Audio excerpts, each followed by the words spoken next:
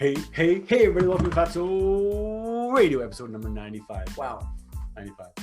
My pleasure to come to you every week, every Friday night, folks, and thank you so much for tuning in. Thank you so much for your listens and your views and your likes, your subscriptions, and your emails and all that stuff. Thank you so much. First of all, thank you to Volpe Martial Arts, new fancy hat here, Volpe Martial Arts, KW's newest, hottest Kung Fu and Hapkido Martial Arts School. Check them out, volpemartialarts.com. My brother, Sifu Adam Volpe, comes to you.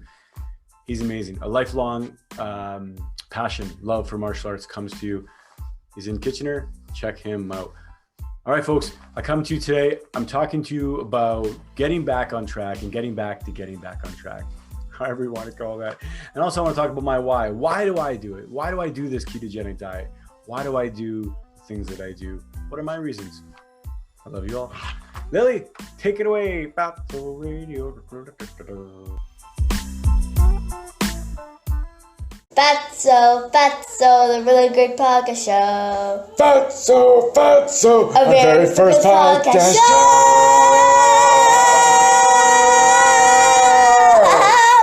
Yeah. Hey, everybody, welcome to Fatso Radio. How you doing? Episode number 95. Wow. Welcome back. If it's your first time, welcome. If it's not your first time, welcome back.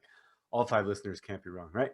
I guess all 5 viewers. Anyway, let's get back to business. Let's get to business. My name is Carlo Volpe. It's my pleasure to come to you every single Friday night. Fatso Radio. What is it? It's a place where we're not afraid about fat. We're not afraid to talk about fat. We're not afraid to eat fat, dietary fat, animal fat. We're not afraid to do it because we realize that ketosis and the ketogenic way, and even the carnivore way, is helping a lot of people. We're not only talking about that. We talk about everything on this podcast. Anything you want to talk about, anything that's like the idea of realizing fat is not our enemy. I like doing that. I like thinking outside the box, and I like just investigating and trying things that work, right? Things that work for me, things that work for you. I want to hear about it. And thank you, everybody, for all of your feedback and all your likes and everything. Keep on sending it in. fatsoradio@gmail.com. Don't forget to like and don't forget to share. Subscribe to our YouTube channel. My YouTube channel is just me. We have just a handful of subscribers right now, but I really appreciate everybody who subscribes. And don't forget to select the notification, wherever it is, up or down.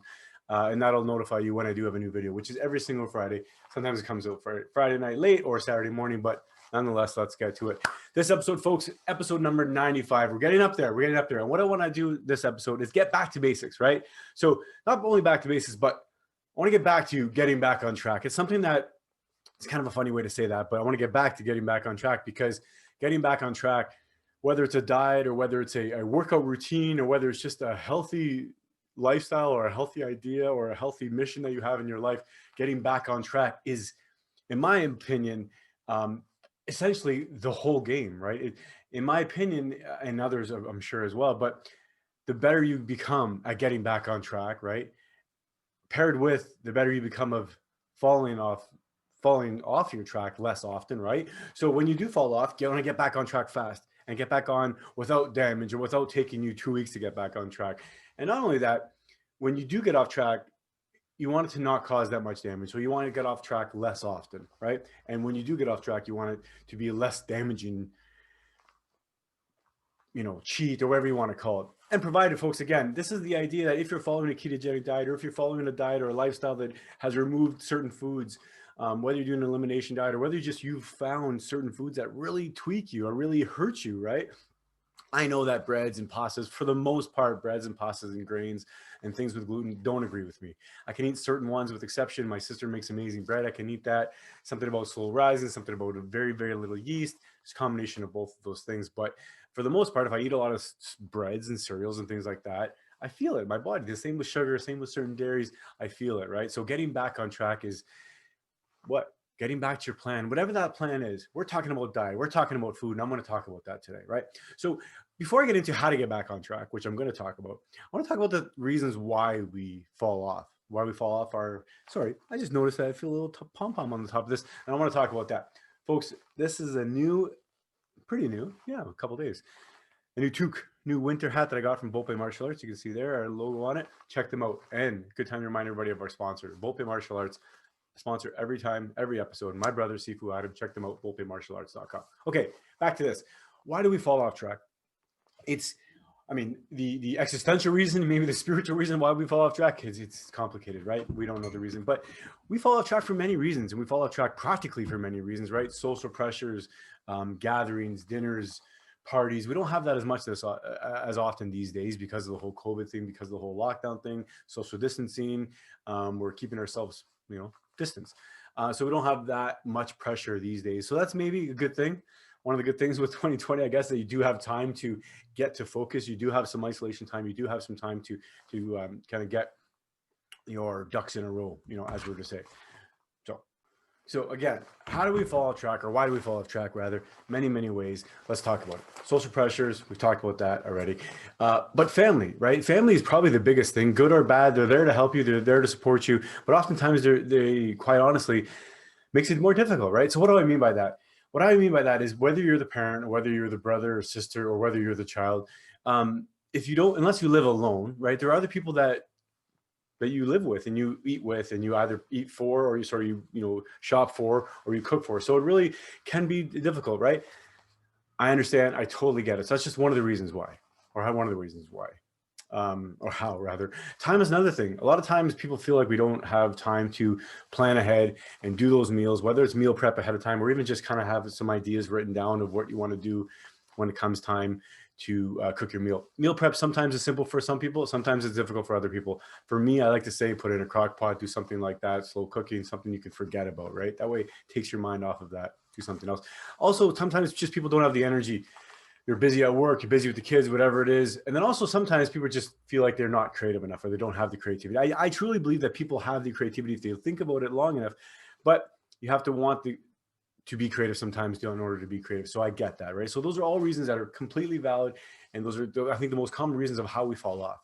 It's just everyday life, right? And the other thing that I kind of just thought of at the last minute here is that if our default pattern, right? If our regular actions, of course of actions of every day in, day out, Monday to Friday, whatever it is, even of our weekends, if that has gotten to us to a certain state, then it's natural to think that it's going to be hard to get us out of that, right? If we're creatures of habits, which we are, I know I'm a big time creature of habit. Once I get into a routine, a good routine as well, right? That's great. But once you fall off of that routine, it's so important to get back on that routine, because it's easy to create bad routines. That's the key. And that's one of the reasons why I always think it's so important to not only get back on that horse, but get good at getting back on that horse. Really, that's a skill. That's a skill, because the better you get at it, the less you'll need that skill, but the more you'll need it. But the more valuable that skill will be, if that makes sense, right? It's like, I don't want to suggest that becoming a dieter or becoming good at dieting is something you should be good at, but becoming good at controlling your diet, yeah, that's something to strive for. I strive for that as well, right? And it's funny, the foods you choose to eat or not to eat will directly help you in not only help your body, but help you maintaining that balance, or that maintaining that diet that is healthy for you. Okay, so that's how we fall off track. Many reasons why we fall off track. It's so important to get back on track, and I want to talk about that again, right? So how do we get back on track? We get back on track for the same reason, or in the same ways that helped us along, right? Even though life happens. So I guess what I want to say is that just because you've fallen off track, just because you've had a slip up, you went out and you ate some dessert that didn't agree with you, or you just didn't, even if it didn't agree with you, but it wasn't good for your overall goal. It didn't help you. It maybe made you feel like you were 2 steps back. That's okay. That's life, right? That's life. We have to remember that it is life, and it's not more important to stress ourselves out, right? But it happens. It happens. And just as easy as it happens, you can get back on track, right? So remember that. If you remember that, give yourself a break, but also with that, that love and that acceptance and that support that you had to use, and that patience you had to use yourself, also use that to now fuel yourself to get back on and be strong, and give yourself a little bit more for next time, right? Not next time, but for this attempt rather. And how do we get back on track again? We goes down back to the basics. Plan ahead. And that means everything. Plan about the future. Plan for the next couple of weeks. Plan for the next couple of months.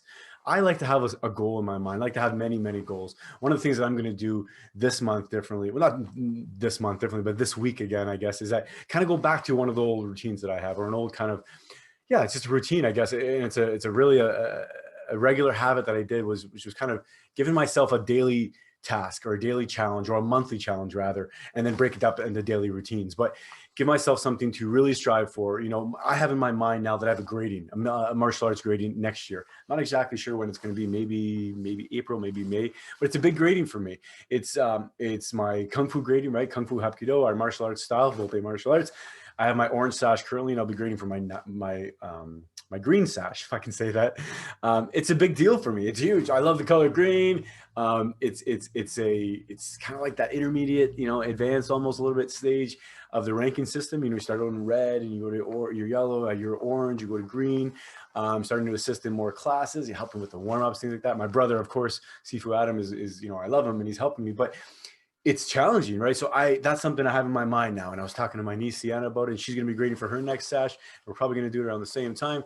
But it's something that I have kind of big, right, in my mind. And to get there, so that's my big goal. But to get there, I have many smaller goals, and they're going to be month by month, right? Sometimes week by week, but I'm going to try and break it up month by month, just personally for me. But whatever works for you, right? If you have a goal or this, be creative with your goals. It doesn't have to be like I do sometimes, where it's just this month I want to try to do push-ups every morning, whether it's 20 push-ups or a number, or whether it's just next month I want to do crunches or whatever it is. You can be even creative. Say this Monday to Friday for the next month, Monday to Friday I want to do this, or for the next month, Saturday and Sunday I'm going to do this, or 4 days a week I'm going to do this. Whatever it is, have a goal, have a challenge, have something to strive for. Literally, we need to strive for things, right? And that'll keep us on track, because you have a goal, and what's going to help your goal, right? What's going to help your goal is eating right, and being in a state of as good health as you can be in, right? This is all an attempt. Again, I'm not a doctor. I'm not giving you medical advice, but it's just an attempt to do the best things that we can do. You can see here, I'm in the Fatso Palazzo studios here. So I got my jacket on, but it really is just an attempt, folks, to say, let's be the healthiest that we can do. Let's try and get back on track, right? If we have weight to lose. So if your goal is to have weight loss, getting back on track, plan ahead, right? So how do you plan ahead? Plan ahead through your food, right? Buy the food that you need to have for that week that's going to keep you on plan for your diet. Plan ahead for your exercise. If you're going to have, like I said, that goal in your mind where you want to do certain amount of exercise routine, whether it's something simple like I want to walk 10 minutes a day, do that. Do it, write it down, put it down on your pegboard, on your fridge, on your dry erase board, whatever you use, put it down, write it down there, and make it visual and look at it, right? Look at it and remind yourself what you're going to do and how you're going to do that. And then that's a part of getting back on track, because when you do that exercise and you do that stuff, that's adding to, right? You're complementing your healthy eating, and then that helps you. That helps you in the big picture, because they both work together, right? And this is a perfect example. When I'm off track, I've been off track for, I want to say, a couple weeks, more than a couple weeks, right? And what happened? I've been retaining a lot of water. I've been retaining a lot of just fluids, right? And the scale is 10, 20 pounds heavier now.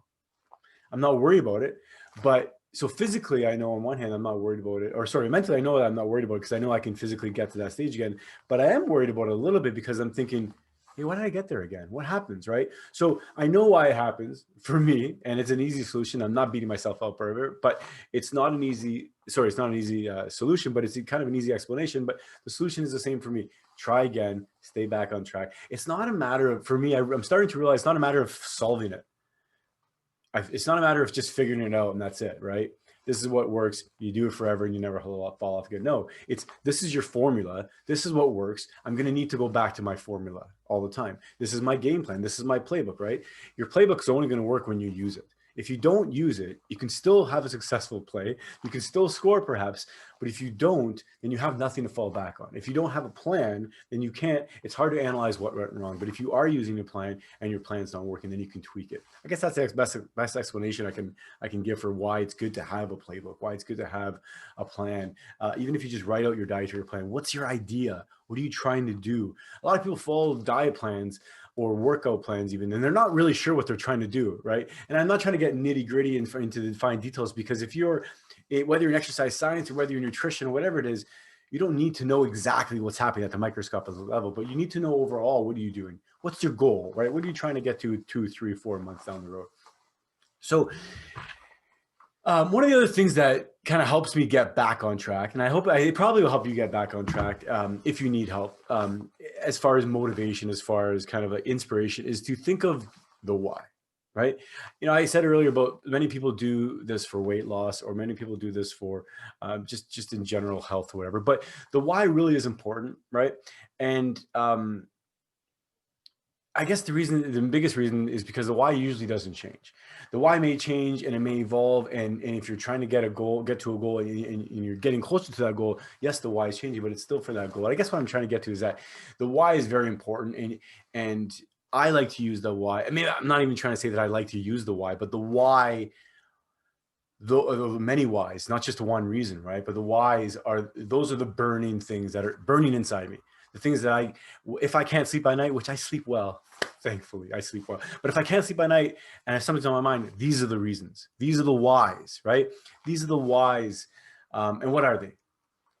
My number one why for keto, for carnivore diet, for even just the paleo diet, when I first started the paleo diet, the number one why, and I'm not going to be bashful about it. I'm not going to be shy about it. If I have been shy about it in the past, I need to stop being shy. Call me out on it, please. But the number one reason is cancer.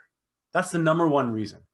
I started the paleo diet. I didn't start the paleo diet. I started following the paleo diet around 2012-ish. I want to say, probably 2012-ish. I was listening to the Joe Rogan podcast. Rob Wolf was on there. I heard about it. Maybe even before that, I got the book. Boom. Around that same time is when I found out I had thyroid cancer. 2013, just around January 2013, thyroid cancer, right? Had my thyroid out right away. I was like, that's it. I have to, even before the cancer itself, even before the surgery itself, I decided I needed to do something.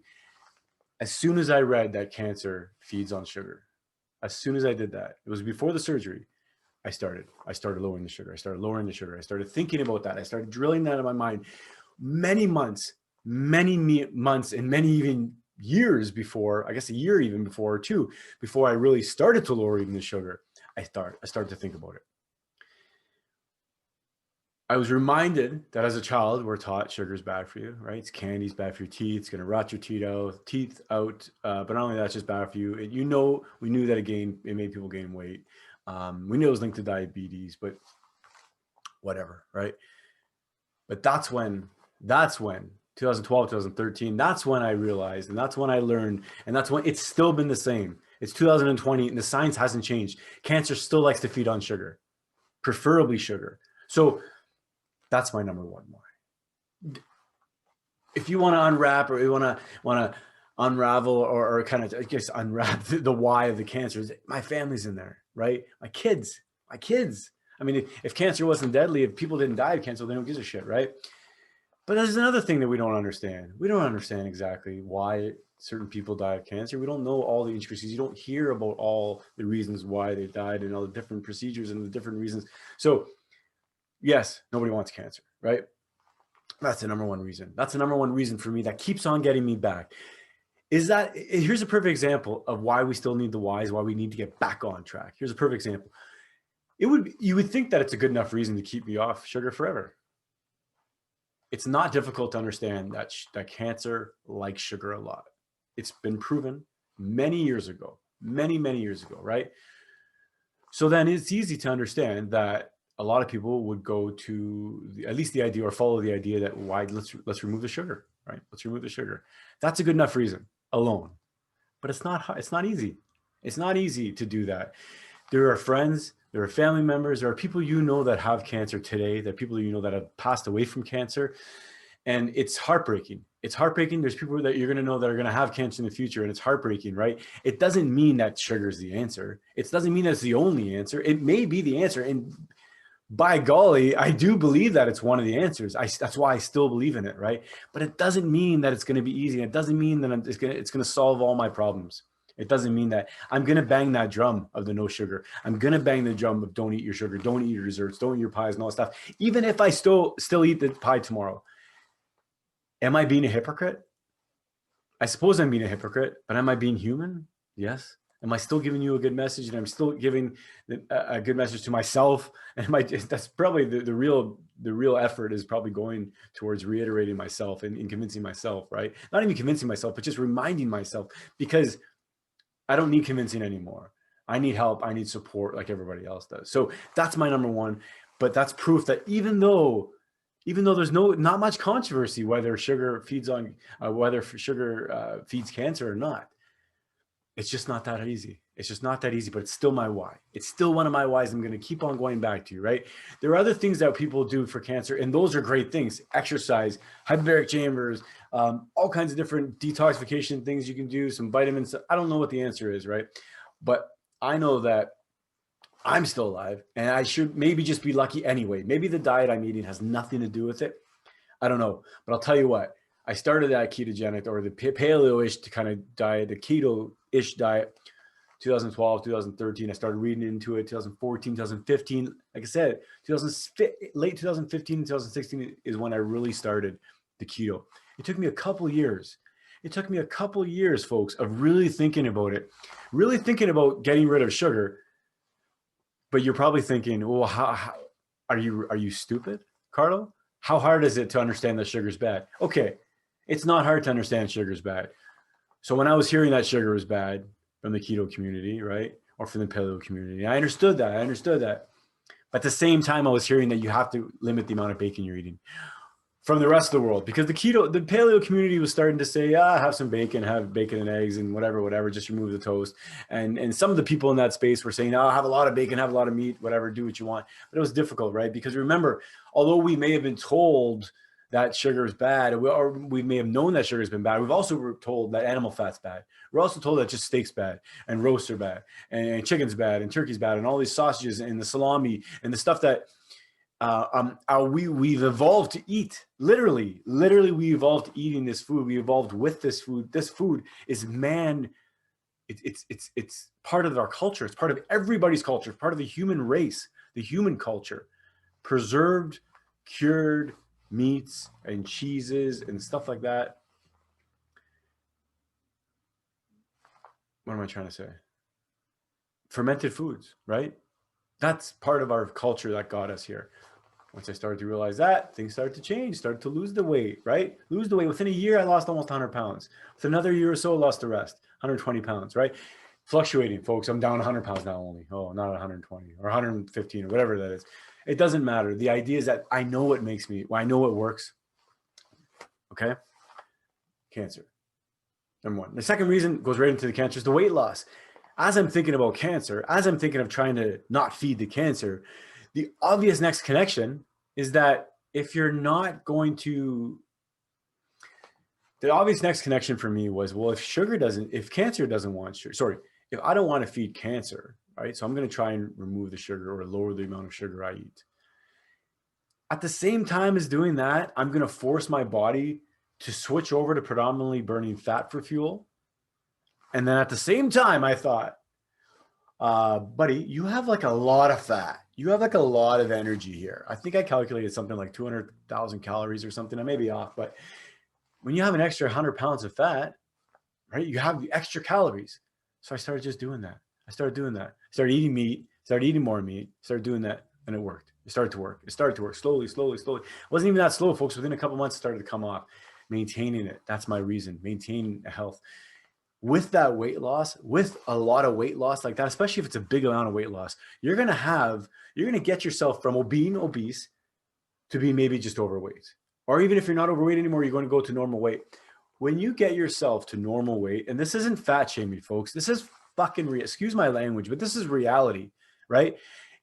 You can shame something if it's factual, but you're not shaming a person. You're not shaming the person, their value, their soul. You're not doing that, right?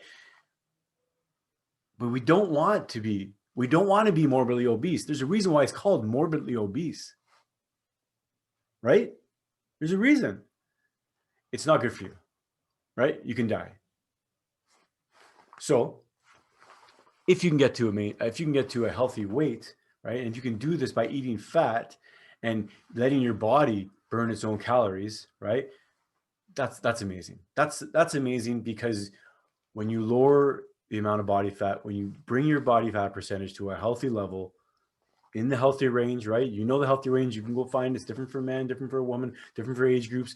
But I'm talking about a healthy range. You don't have to be the guy, the gal, in the swimsuit models, in the magazines, online, the photo shoots. You don't have to do that. If you want to, great, right? But what you're looking for, if you're looking to maintain, right? If you're looking to feel healthy and live a long time, you want to just get your weight to a healthy weight, because it's been proven, folks, that being overweight, just like being underweight, has health complications. It makes everything a little bit worse. It really does. Just like your elevated blood sugar makes it harder for you to fight off infections, makes it harder for you to fight off viruses. It really does. This isn't controversial, folks. It's not shaming people that are diabetic to say that elevated blood sugar makes it hard to fight off infection. It's not shaming anybody. It's not shaming anybody. In fact, if I was a diabetic and I didn't know that, and then you told me, I would thank you. It would be difficult to hear that for the first time if I didn't know that, but I would thank you and thank you. So that's the second reason. My third why is really my mental health. And when I say mental health, it's, oh my God, Carlo, you're crazy. It doesn't matter what you eat.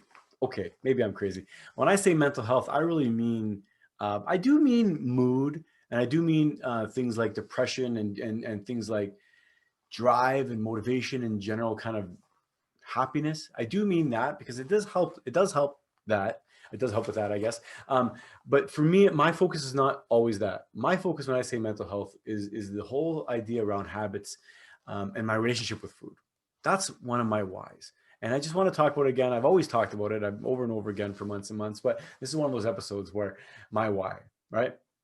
The mental health. When I removed sugar and when I removed carbohydrates, especially the complex carbohydrates, but even the fruits and even the incidental sugars that I ate kind of throughout the day, as I remove them more and more, and the more I remove them through more time, the better handle I had, or the better feeling I had just around food in general. My relationship with food, I mean, right? So you may say, well, you probably always had a great relationship with food. You're Italian, you love to cook. Yeah, okay, no. My relationship with food was not always great, folks. Like I said in the previous episodes, it's not crazy. It's not out of the norm to be an emotional eater, or to go to food when you're emotionally charged, whether it's happy or sad or whatever. Okay, but you want to do that in an area, in a safe level where you can kind of come back, balance. Not so much you can come back. It's all about balance, right, folks? And I understand balance is super difficult, super difficult, but it's about achieving balance, and that's what we're trying to do. So mental health, in that regard, for me, is always improved when my relationship with food is improved. Because, I guess the flip side of that is, if my relationship with food is not healthy, then there's an addiction, right? There's some sort of an addiction. It's, what's it called? It's like not an aversion. It's an addiction. Yeah. It's like I don't know, I guess an addiction to food, where I would go. It's funny because you don't get addicted to steak. Fuck. Excuse my language again, folks, but you don't get addicted to steak. So is it a food addiction? It's a sugar addiction. It's a carb addiction. But anyway, my relationship with food is my relationship with sugar, really, right? And it's like that bad friend. It's that bad influencing friend for me. For not everybody, folks, but for me, it's that bad influencing friend that maybe a little bit of that friend is healthy. Maybe some perspective on life is healthy. The odd thing, maybe that's how I should take sugar. The odd bout of sugar. If I'm working really hard, or if I'm have some honey or whatever, I'll try that, maybe carnivore-ish sugar. But really, that's kind of my idea of mental health. It keeps me kind of in my happy space as far as my relationship with food. And then the last reason I think of is kind of my why right now, at least that I can think of, is really to perform optimally, right? It's not the number one part of it's not my number one reason by any means. Folks, I'm 43. How old am I? I'm 42 years old. I'm 42 years old. And I feel like $1 million. I don't feel like $1 million today. A couple weeks ago, I felt like $1 million, maybe even a month ago, before I eat all this candy from Halloween. Shit, you don't want to know how I screwed up, folks. Maybe you do want to know how I screwed up. But I had Halloween candy, and then after that, it dragged on, and it's a month later. Here we are, right? But I'm back on. I'm going to get back on track. I'm going to show you. I'll make you proud. I'll make all of you proud. But again, the fourth reason is, for me at least, is to perform optimal, right? I talked earlier about my goals, one of my physical goals, one of my personal kind of learning and just challenging goals is martial arts. I found it again at a later age. Well, not late, I guess, but later on, or years later, I suppose. I did it when I was 6 or 7 years old, or even 8 years old. Did it for about a year. Then I took about a 30-year break. My brother kept on going back and forth. Sifu Adam, shout out Sifu. But again, at 38 years old, I think is when I kind of joined up again. It's been 4 years. And it absolutely helps. I can't even say it helps. How do I say this? It controls my physical appearance. It controls my physical appearance more than exercise does. The food I eat controls my physical appearance, my physical proportions, my weight, right? My body composition. That's the word I'm trying to look for, folks. It controls my body competition. Hey, it controls my body composition more than anything else, more than working out. It does, because the food I eat controls what happens in my body, whether I'm inflamed, whether I'm bloated, right? And if you're inflamed, if you're bloated, what do you think your body's doing with that food? Do you think it's using it in the best way? Maybe not. What about the food that's causing you to be inflamed, causing you to be bloated? What is that food, right? You have to think about that. So maybe there's a kind of a downspin effect or a kind of downstream effect as well, not just your initial kind of reaction. Not only that, is what does it do to your mental state, right? When you're kicked off your game, right? If you're kicked off your nutritional game, your diet game, your regimen in the kitchen, or whatever. But if that affects your mental health and that affects your physical routine, if it does, right? If you're feeling depressed and you're feeling unmotivated, I guess I just answered that. But if you're feeling depressed and if you're feeling like crap mentally because your food addiction is not great, are you also going to have the energy to go to the gym? You may actually. And I know people like that, right? I know people that cannot stay on a diet, but can stay at the gym. We're creatures of habits, folks. We're creatures of habits. We're very complex people. We can force ourselves to do some amazing, amazing things, right? And at the same time, we can force ourselves to do some amazing things on our diet that oftentimes we only kind of reserve these feats of strength, or these human feats, feats of strength or willpower, feats of willpower. We almost always reserve that for the gym or for the competition or for the tournament, which is funny. So I think that oftentimes let's use that energy. I'm trying to, challenge people, use that energy, use the idea of I'm going to be strong. I'm going to have a willpower instead of going to the gym, not instead of going to the gym, but use the same energy to go to the gym 5 days a week to maintain a good diet 5 days a week. Maybe that works for you. Maybe not. Right. But it absolutely, absolutely is to be credited for this physique you see. Honestly. If you lose 100 pounds, if you lose 120 pounds, if you lose 50 pounds and you do it and you know why you did it or you know how you did it, there's no question, folks. You cannot bench press and squat, or let's go even simple. You can't walk and push up and squat and crunch 100 pounds off, 120 pounds off if you're eating like shit. It's not going to happen. It's not going to happen. If I ate like I did and did no exercise, would I have gotten that weight off? Maybe not. Maybe not all of it. But I know I lost a lot of weight many times when I was doing nothing. Many times when all I was doing was walking a half an hour a day or an hour a day. And that may be a lot for some people, right? But it's not that much, and you can do it. I think you can do it. A half an hour a day around your block, an hour a day. There's 24 hours in a day, and if you're working long hours and you're walking a lot and you're working, you're busting your butt, you're getting your exercise. I'm not talking about you.